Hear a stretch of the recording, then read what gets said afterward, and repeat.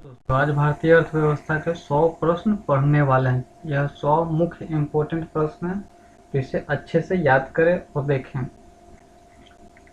निम्नलिखित में से किस राज्य में अत्यधिक कुपोषण के कारण भारत का इथियोपिया कहा जाता है? तो भारत का इथियोपिया मध्य प्रदेश को कहा जाता है अत्यधिक कुपोषण के कारण। किस देश का आर्थिक विकास निर्भर करता है? तो आर्थिक विकास उपयुक्त सभी प्राकृतिक संसाधन, पूंजी निर्माण और बाजार का आकार पर आर्थिक विकास निर्भर करता है। भारतीय अर्थव्यवस्था के उदारीकरण का अग्रदूत किसे कहा जाता है? तो भारतीय अर्थव्यवस्था के उदारीकरण का अग्रदूत डॉक्टर मनमोहन सिंह को कहा जाता है। ड्रेन का सिद्धांत, द थ्योरी ऑफ ड्रेन, किसने प्रतिपादित किया था? तो ड्रेन का सिद्धांत, द थ्योरी ऑफ ड्रेन, दादा भाई नौरोजी ने प्रतिपादित किया था। भारत में राष्ट्रीय आय का आकलन सबसे पहले किसने किया था? तो भारत में राष्ट्रीय आय का आकलन सबसे पहले दादा भाई नौरोजी ने किया था। भारत में राष्ट्रपति आय की गणना निम्नलिखित में से किसके द्वारा किया जाता है?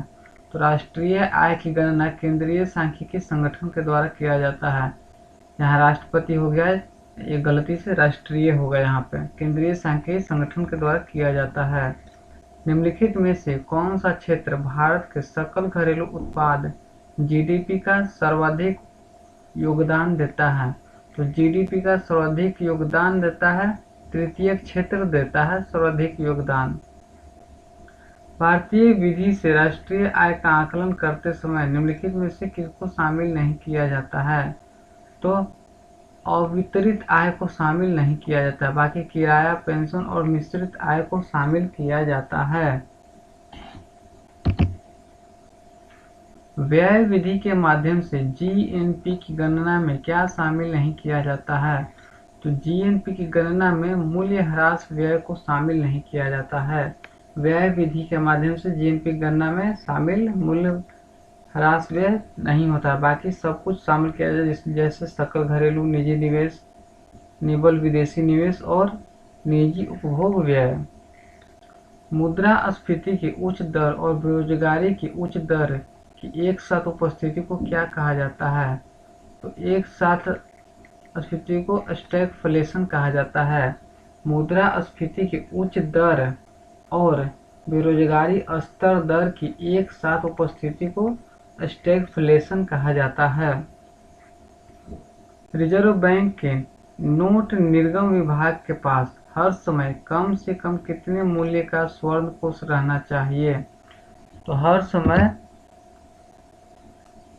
इसका आंसर बी हो जाएगा। हर समय 115 करोड़ रुपए का स्वर्ण कोष रहना चाहिए।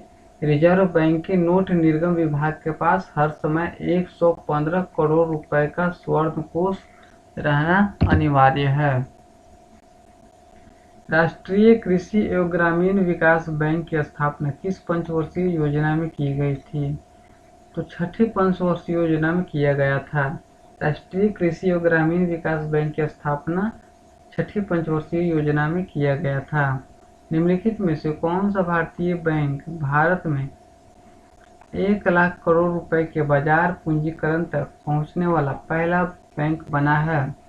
तो ये पहला बैंक एसबीआई बना है। भारत में मुद्रा जारी करने का एकमात्र अधिकार 1 रुपए के सिक्कों तथा नोट को छोड़कर निम्नलिखित में से किसके पास है? तो यह है भारतीय रिजर्व बैंक आरबीआई के पास है। वह कौन सा बैंक है जिसने कृषकों के पास आसानी से पहुंचने के लिए किसान क्लब बनाए हैं? तो क्षेत्रीय ग्रामीण बैंक कृषकों के पास आसानी से पहुंचने के लिए किसान क्लब बनाए हैं। निम्नलिखित में से कौन माल के आयात हेतु विदेशी विनिमय को स्वीकृति देता है? तो माल को आयात हेतु भारतीय रिजर्व बैंक विदेश में निवेश को स्वीकृति देता है, जिससे माल आ सके। मुद्रास्फीति की उच्च दर और बेरोजगारी की उच्च दर एक साथ उपस्थिति को क्या कहा जाता है? तो स्टैगफ्लेशन कहा जाता है। भारत में सभी राष्ट्रीयकृत वाणिज्यिक बैंकों में बचत खातों पर दी जाने वाली ब्याज दर किसके द्वारा निर्धारित किया जाता है? तो ना ही भारतीय बैंक संघ, ना ही केंद्रीय वित्त आयोग और ना ही केंद्रीय वित्त मंत्रालय के द्वारा निर्धारित किया जाता है। ये बैंक के द्वारा स्वयं निर्धारित किया जाता है। निम्नलिखित में से कौन सा लिखित पृष्ठांकन द्वारा एक व्यक्ति से दूसरे व्यक्ति को स्थानांतरित नहीं किया जा सकता? सावधि जमा रसीद के द्वारा स्थानांतरित नहीं किया जा सकता। रसीद के द्वारा हम बिल नहीं देते हैं, फंड को ट्रांसफर नहीं किया जाता है, इसका सीधा अर्थ है।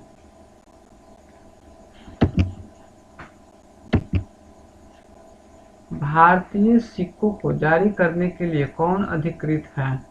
भारतीय सिक्कों को जारी करने के लिए वित्त मंत्रालय अधिकृत है।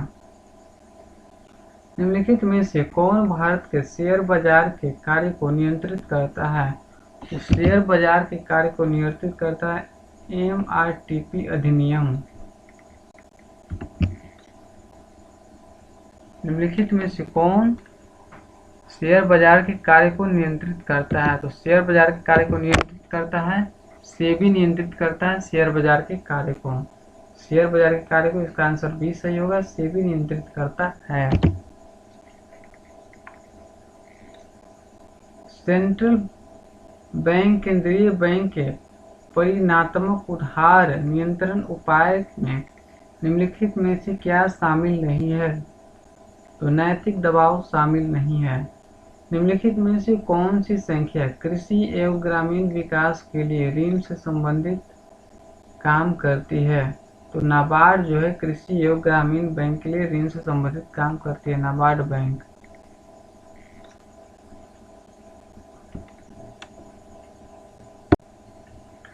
निम्नलिखित में से कौन सा राज्य भारत में मैंगनीज का सर्वाधिक उत्पादन करता है? तो भारत में सर्वाधिक मैंगनीज का उत्पादन मध्य प्रदेश करता है। निम्नलिखित में से किस राज्य में तांबा खनिज का सबसे बड़ा भंडार है? तो तांबा खनिज का सबसे बड़ा भंडार राजस्थान में है। भारत में लिग्नाइट कोयले का सर्वाधिक जमाव कहाँ पाया जाता है? तो लिग्नाइट कोयले का सर्वाधिक जमाव तमिलनाडु में पाया जाता है। भारत में सबसे ज्यादा ताप विद्युत उत्पन्न करने वाला राज्य कौन है?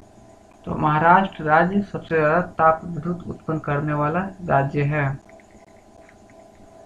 भारत में पावर जनरेशन निम्नलिखित में से किस पद्धति का विकास करने के लिए भारत सरकार ने USA के विशेष करार किया है? तो परमाणु पावर के लिए संयुक्त राज्य अमेरिका के साथ विशेष करार किया है। भारत ने निम्नलिखित में से किस देश के साथ विस्तृत परमाणु ऊर्जा संधि की है, जिससे वह देश में बहुत से परमाणु पावर स्टेशनों का निर्माण कर पाएंगे? तो ये किए हैं USA के साथ। निम्न में से लघु उद्योग की क्या समस्याएं हैं? तो पूंजी का अभाव, लघु उद्योग में पूंजी का अभाव देखा जाता है। विपणन जानकारी का अभाव, जानकारी नहीं होता है माल कहाँ से लाए, कहाँ बेचे, किस भाव में बेचे। कच्चे माल का अभाव, इसमें कच्चे माल नहीं मिलते हैं। लघु उद्योग में कच्चे माल नहीं मिलते, इसमें सभी समस्याएं देखे जाते हैं। निम्नलिखित में से कौन सा बैंक मुख्यतः लघु उद्योग से संबंध में कार्य करता है? तो ये बैंक हो गया सिडबी बैंक, लघु उद्योग के संबंध में कार्य करता है। सिडबी बैंक जो है लघु उद्योग के संबंध में कार्य करता है। बोकारो स्टील प्लांट किस देश के सहयोग से स्थापित किया गया है? तो ये बोकारो स्टील प्लांट रूस के सहयोग से स्थापित किया गया है। भारत के निम्नलिखित लौह एवं इस्पात उत्पादक केंद्रों में कौन कोयला क्षेत्र से काफी दूर स्थित है? तो भद्रावती काफी दूर स्थित है। निम्नलिखित में से कौन सा फुटलूज उद्योग का उदाहरण है? तो फुटलूज उद्योग का उदाहरण है सॉफ्टवेयर। सॉफ्टवेयर फुटलूज उद्योग का उदाहरण है। पेट्रो रसायन उत्पादक का सबसे बड़ा केंद्र कहाँ स्थित है? तो सबसे बड़ा केंद्र जामनगर में स्थित है। निम्नलिखित में से किसकी दृष्टि में भारतीय अर्थव्यवस्था में कुटीर तथा लघु उद्योग आवश्यक है? तो रोजगार सृजन में कुटीर तथा लघु उद्योग अति आवश्यक है, सबसे ज्यादा रोजगार सृजन करते हैं। निम्नलिखित में से कौन सा केंद्र उर्वरक के साथ इस्पात उद्योग के लिए जाना जाता है? तो राउरकेला जो है उर्वरक के साथ इस्पात उद्योग के लिए जाना जाते हैं। निम्नलिखित में से कौन सा राज्य भारत में चीनी का प्रमुख उत्पादन करते हैं? तो महाराष्ट्र राज्य चीनी का सबसे बड़ा उत्पादक राज्य है। निम्नलिखित में से कौन सी एक भारत की सबसे बड़ी सॉफ्टवेयर कंपनी है? तो भारत की सबसे बड़ी सॉफ्टवेयर कंपनी है TCS, सबसे बड़ी सॉफ्टवेयर कंपनी है। भिलाई इस्पात संयंत्र किसकी मदद से स्थापित किया गया है? तो रूस की मदद से भिलाई इस्पात संयंत्र स्थापित किया गया है। शर्करा फैक्ट्रियों की अधिकतम संख्या कहाँ पर है? शर्करा फैक्ट्री, यहाँ फैक्ट्री होगा, फैक्ट्रियों की अधिकतम संख्या उत्तर प्रदेश में है। चीनी की सबसे ज्यादा फैक्ट्री उत्तर प्रदेश में है। भारत में हरित क्रांति का सर्वाधिक प्रभाव किस फसल पर पड़ा है? तो भारत में हरित क्रांति का सर्वाधिक प्रभाव मक्का फसल पर पड़ा है। भारतीय कृषि के क्षेत्र में अधिक उपज वाली किस्मों का कार्यक्रम कब शुरू किया गया था? 1966 ईस्वी में।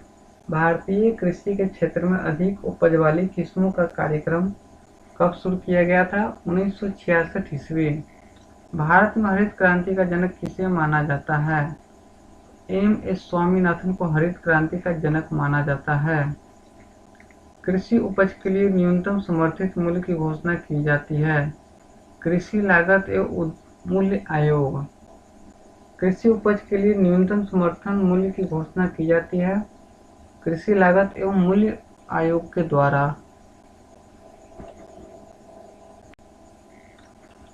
भारत की निम्नलिखित फसलों में से किस फसल के अंतर्गत उसके शुद्ध सकल कृषि क्षेत्र के सिंचित क्षेत्र सर्वाधिक प्रतिशत है? तो ये चावल का सर्वाधिक प्रतिशत है। राष्ट्रीय कृषि अनुसंधान प्रबंधन अकादमी कहाँ स्थित है? तो ये हैदराबाद में स्थित है। किस प्रकार के उत्पादों के लिए CACP न्यूनतम समर्थन कीमत की सिफारिश करता है? कृषि उत्पाद के लिए न्यूनतम कीमत की सिफारिश करता है। निम्नलिखित में से किस प्रांत में सोयाबीन खेती के अंतर्गत क्षेत्र सर्वाधिक है? तो सबसे ज्यादा सोयाबीन की खेती मध्य प्रदेश में किया जाता है। निम्नलिखित में से कौन सी फसलें जायद में मुख्यतः सिंचित क्षेत्रों में उगाई जाती है? तो मूंग और उड़द जो है जायद फसलों में सिंचित क्षेत्र में उगाई जाती है। भारतीय कृषि का किस महत्वपूर्ण स्तर पर यंत्रीकरण किस कारण से संभव नहीं है? छोटे जोत क्षेत्र के लिए संभव नहीं है।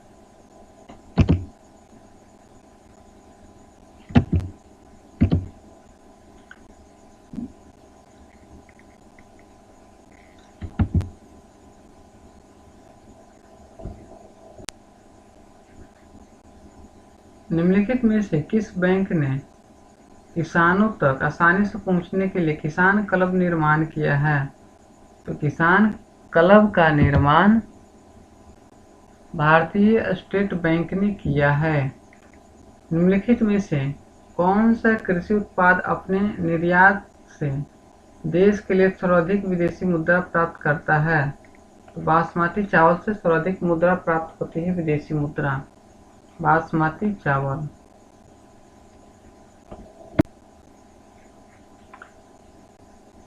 निम्नलिखित में से कौन सा कृषि उत्पाद अपने निर्यात देश के लिए सर्वाधिक विदेशी मुद्रा प्राप्त करती है? बासमती चावल।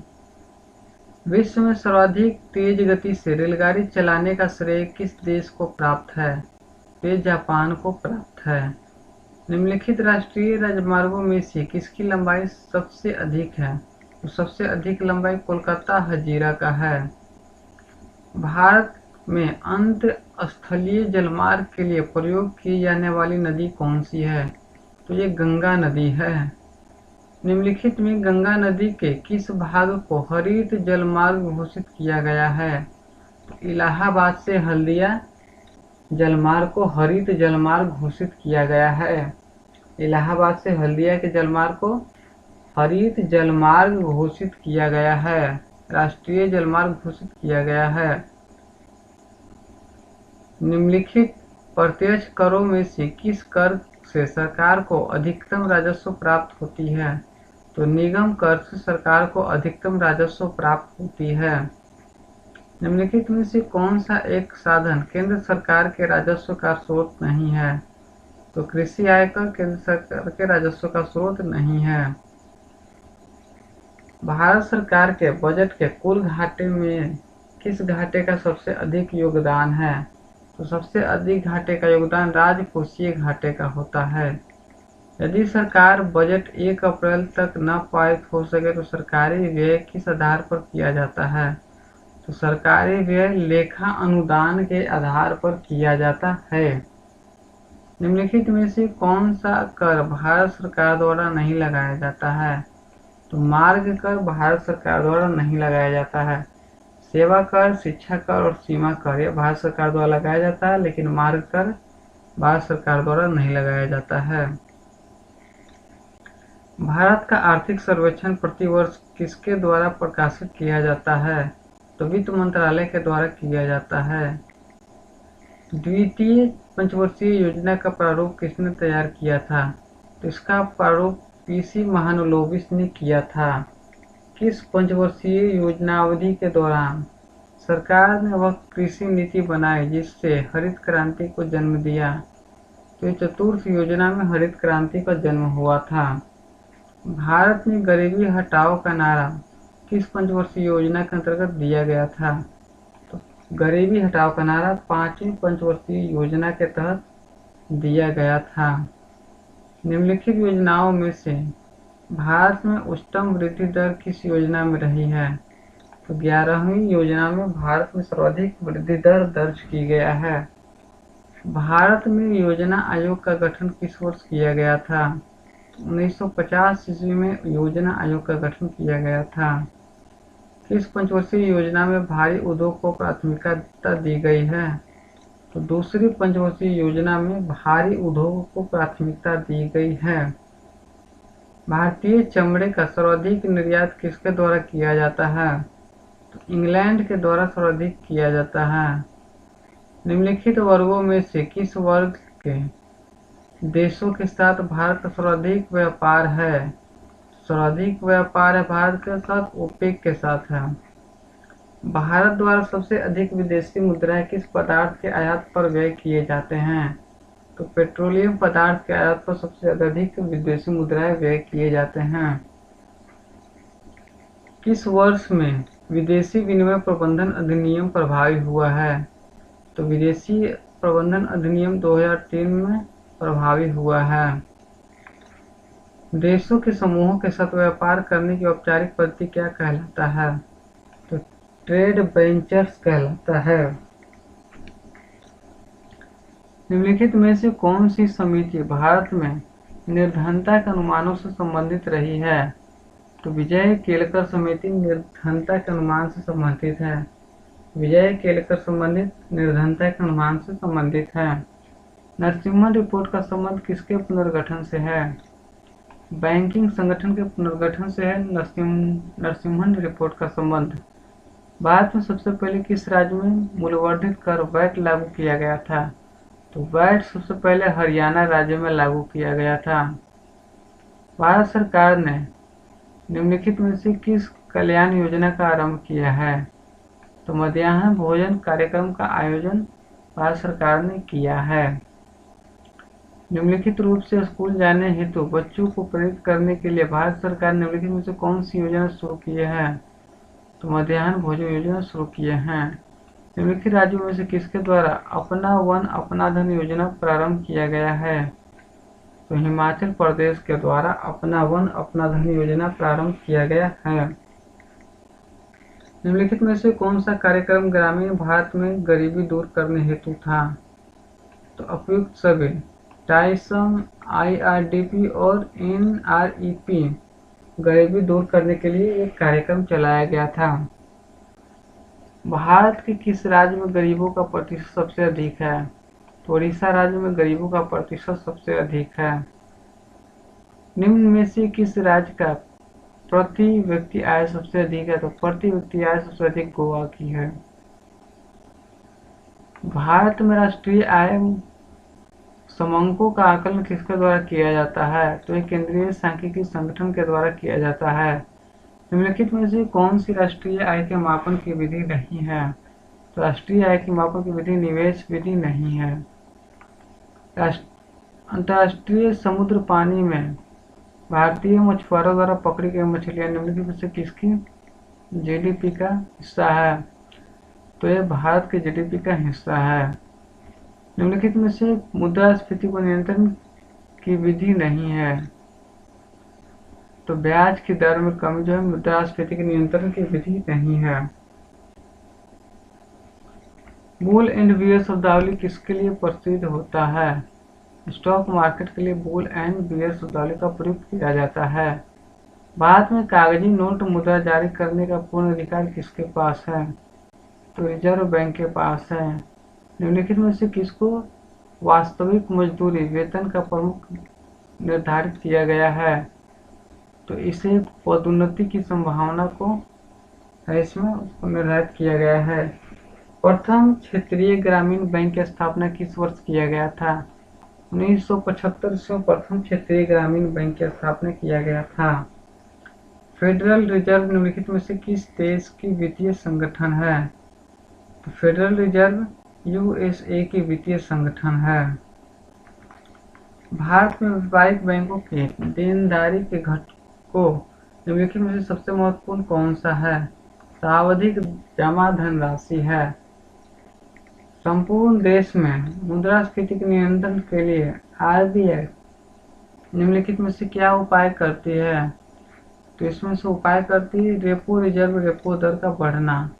भारत का सबसे बड़ा शेयर बाजार निम्नलिखित में से कौन सा है? मुंबई है। निम्नलिखित में से कौन सी समिति बैंकिंग क्षेत्र में सुधारों से संबंधित है? नरसिम्हा समिति बैंकिंग क्षेत्र में उधारों से संबंधित समिति है। निम्नलिखित में से कौन सा खनिज केरल में बहुतायत मिलता है? तो मोनोजाइट केरल में बहुत मात्रा में पाया जाता है। निम्नलिखित में से किस देश की सहायता से कुडनकुलम परमाणु पावर परियोजना स्थापित किया जा रहा है? तो यह स्थापित किया जा रहा है रूस की सहायता से।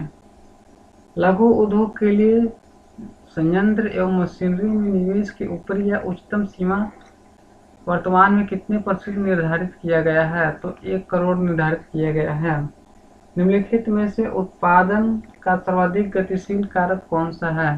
तो सर्वाधिक गतिशील कारक पूंजी है। उत्पादन का सर्वाधिक गतिशील कारक पूंजी है। तो दोस्तों हमने इकोनॉमी का अर्थशास्त्र का 100 प्रश्न कंप्लीट किया जो अति महत्वपूर्ण प्रश्न है। आप इस वीडियो को जरूर देखें और अपनी परीक्षा से संबंधित इसका लाभ लें।